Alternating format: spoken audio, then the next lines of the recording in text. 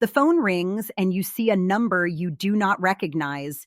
You hesitate because you are in the middle of making coffee or sorting mail or helping your spouse with medication. Something tells you to answer anyway. The voice on the other end sounds strained and rushed. They say your grandchild has been arrested or hurt or stuck somewhere and needs help immediately. Your stomach drops, your heart races. You feel that familiar instinct to protect.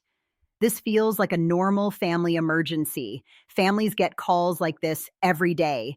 But here is the thing. There is a hidden risk inside this moment that most grandparents are never warned about. Stay with me. This is important. The real danger is not just the story you are hearing. The real danger is what fear does to decision making when love is involved and time feels short. In that instant, your brain shifts into rescue mode. You are no longer weighing facts. You are weighing the consequences. You are imagining worst-case outcomes and blaming yourself for delays that have not even happened yet. This is where pressure takes over. When fear shows up, it demands speed and silence. It tells you there is no time to call anyone else and no time to ask questions. It convinces you that acting fast is the same thing as acting wisely. Many grandparents later say they felt pushed, even though no one physically pushed them. That pressure comes from inside. It comes from love. My name is Judith Carver. I am a senior protection educator. I focus on helping older Americans understand everyday legal and financial situations so they can avoid unnecessary losses, confusion, and stress. I am not a lawyer and I do not provide legal advice. This information is for educational purposes only.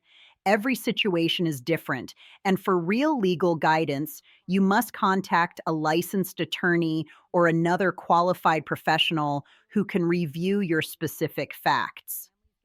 My role is to explain patterns, risks, and protective steps in plain language. I want you to feel steady instead of rushed and informed instead of panicked, because your rights do not expire with age.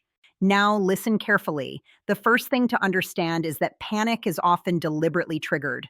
When a caller creates urgency, they are trying to shorten your thinking window. They want you reacting instead of reasoning. One grandmother described it as feeling like her brain went quiet while her body went loud. Her hands shook, and she focused only on stopping the fear. The emotional consequence was tunnel vision. The takeaway is simple. Urgency steals clarity. When the mind is flooded with stress hormones, it stops asking calm questions like, who is this really, and what proof do I have? Instead, it asks, how do I make this stop? That shift is powerful. It makes even cautious people move quickly and quietly. Most people never notice this happening in real time. They only see it afterward, when things slow down again. Pause for a moment and hear this. Feeling panicked does not mean you are weak.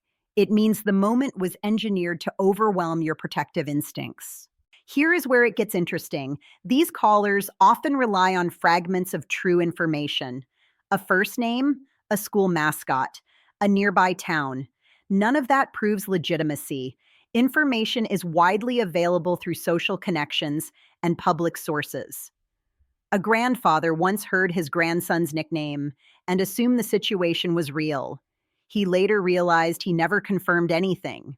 The emotional result was embarrassment, mixed with anger at himself. That reaction can linger and quietly damage confidence. Stay with me because this matters. Familiar details are meant to disarm you, not inform you. The punchline is recognition, not verification. Another common tactic is isolation. The caller may say, do not tell your child or spouse because it will make things worse or slow things down. This places you alone under pressure. Isolation increases compliance. One woman said she felt like she was being brave by handling it herself. In reality, she was being cornered. The emotional cost was heavy stress. When you are isolated, your thoughts bounce around without balance. There is no outside voice to slow the story down or ask the questions you are too shaken to ask. The situation begins to feel private and urgent instead of questionable. That sense of secrecy can feel noble, but it is dangerous. Pause for a moment and hear this. Real emergencies welcome support. They do not require silence. This is the part nobody talks about. Timing plays a major role. These calls often come early in the morning, late at night, or during a busy moment. When you are already tired, distracted, or emotional, your defenses are lower.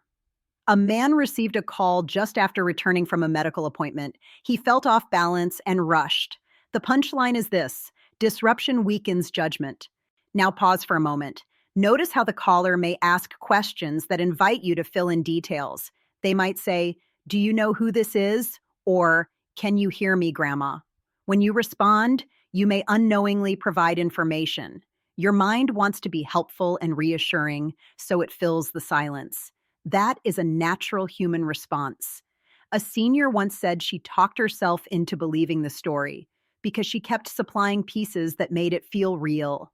Afterward, she realized the caller never actually confirmed anything. The emotional aftermath was regret and self-doubt. Here is the grounding truth. Silence gives you control. When you stop talking, you stop building the story for them. Watch out for this. Payment requests often feel unusual. Requests for gift cards, wire transfers, or cash pickups are common patterns. These methods reduce traceability and increase speed. One grandmother said she knew it felt wrong, but fear overpowered logic. The emotional consequence was lasting anxiety. The reminder is that unusual payment demands deserve skepticism. Here is where it gets crazy. Sometimes the caller hands the phone to someone claiming to be an authority figure. They may say they are a police officer, a lawyer, or a hospital representative. The voice is calm and confident. Titles are used to create trust. A grandfather said hearing a professional tone made him relax. The emotional effect was false reassurance. The truth is, authority can be imitated. Most people never notice this. Legitimate institutions do not object to verification. Real law enforcement, real courts, and real hospitals expect you to confirm details independently. They do not rush payment over the phone.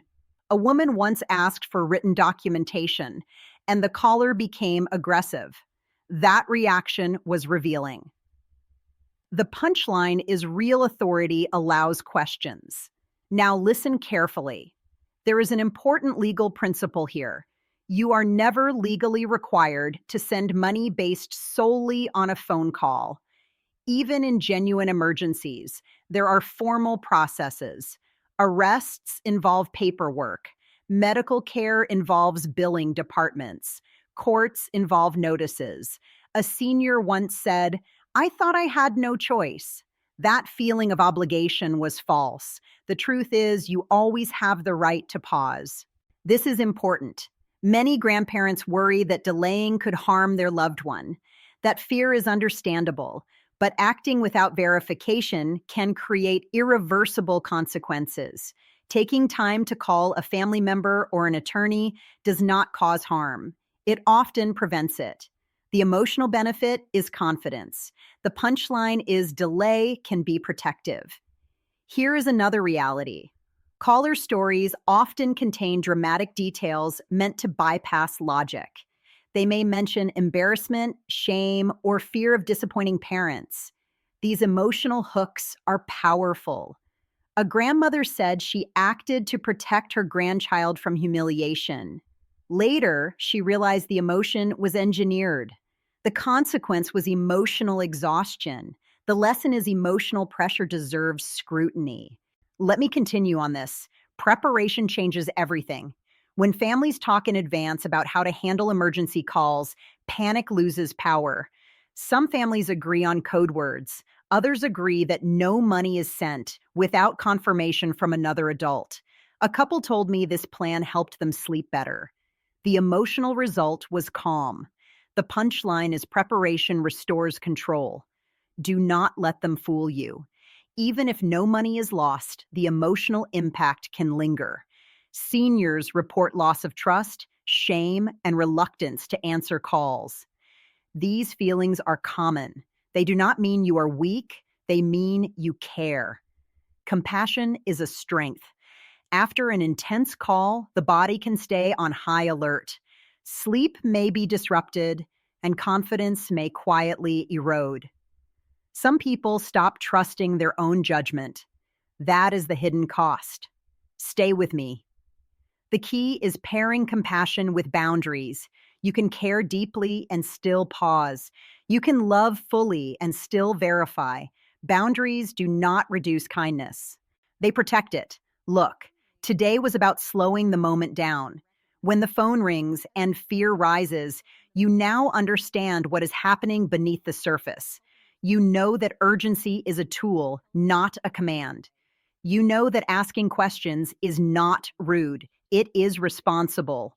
You are allowed to hang up. You are allowed to call your child, your attorney, or another trusted person. You are allowed to take time. Real emergencies survive verification. False ones do not. You have lived long enough to know that steady decisions protect families better than rushed ones. Take a breath. Stay grounded. You are capable and deserving of respect. And always remember, your rights do not expire with age. If you resonate with this video, please subscribe and click the like button. It would mean a lot.